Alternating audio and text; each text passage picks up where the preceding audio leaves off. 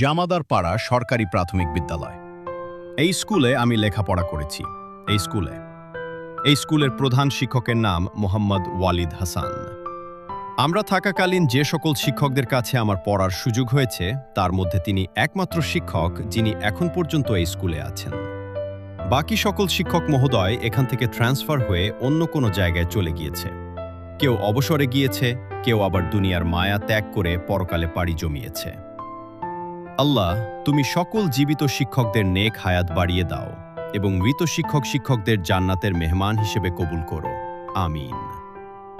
এই স্কুলের সাথে ছোটবেলার অনেক স্মৃতি জড়িয়ে আছে। কত মায়া, কত ভালোবাসার, কত শত স্মৃতি বিজড়িত এই স্কুল।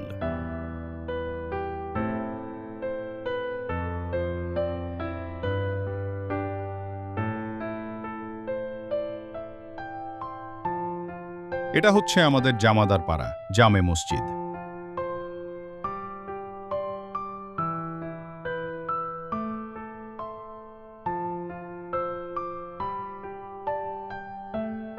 এটা হচ্ছে বাদুরতলা জামে মসজিদ। ওইটা হচ্ছে লক্ষ্মীপুর কেন্দ্রীয় জামে মসজিদ।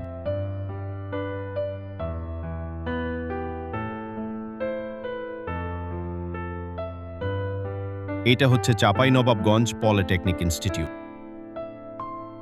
এটা হচ্ছে টেকনিক্যাল ট্রেনিং সেন্টার টিটিসি।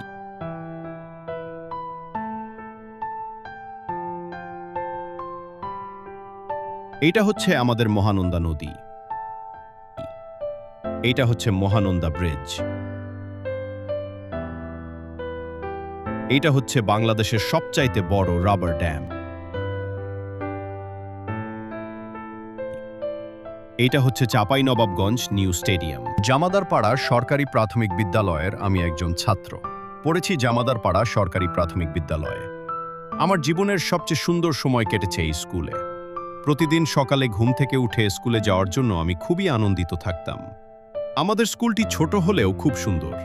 চারপাশে গাছপালা, খেলার মাঠ আর খোলা পরিবেশ সব মিলিয়ে মন ভালো হয়ে যায়। স্কুলে ঢুকতেই বন্ধুদের হাসি আর খেলাধুলার শব্দ কানে আসে। আমরা সকল বন্ধুরা মিলে খেলাধুলা করতাম। ক্রিকেট, ফুটবল, বদ্যি, তালগাছ ইত্যাদি। আমাদের শিক্ষকরাও খুবই স্নেহশীল। তারা শুধু বইয়ের পড়াই শেখান না, জীবনের ভালো মন্দ দিকও বুঝিয়ে দেন। একদিন আমি পড়া করতে ভুলে গিয়েছিলাম।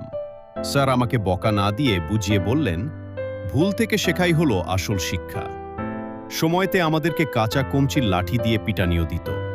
আমার স্কুল আমাকে শুধু পড়াশোনা নয়, শৃঙ্খলা, বন্ধুত্ব এবং দায়িত্ববোধও শিখিয়েছে। জামাদার পাড়া সরকারি প্রাথমিক বিদ্যালয় আমার কাছে শুধু একটি স্কুল নয়, এটি আমার দ্বিতীয় ঘর ছিল। স্কুল জীবনের সব বন্ধুদেরকে এখন অনেক মিস করি।